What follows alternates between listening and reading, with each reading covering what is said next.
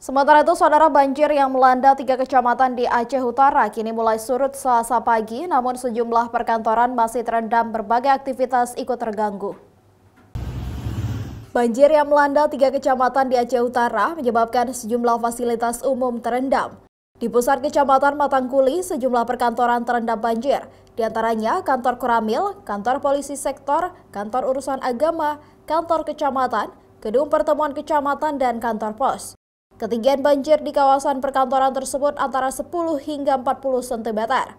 Meski masih terendam, TNI Koramil 15 Matangkuli pun beraktivitas melaksanakan apel pagi di tengah genangan banjir. Banjir sekarang air sudah mulai surut karena semalam puncaknya itu naik, ada beberapa desa yang daerah kita Matangkuli terdampak banjir, ada 16 desa berkurang.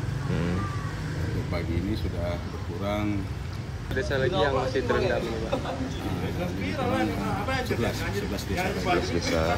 Kondisi debit air ini sekarang bagaimana? Kondisi air ya sekarang ya bisa dibilang lebih kurang 10 cm sampai 50 cm. Ya. Halamannya. Dampak banjir menyebabkan berbagai aktivitas pelayanan di perkantoran terganggu. Dari 3 kecamatan yang terdampak banjir, kini tersisa 1 kecamatan yang masih terdampak, yaitu Matangkuli. Sedangkan 2 kecamatan lainnya, Tanah Luas dan Piraktibu, telah surut sejak kemarin.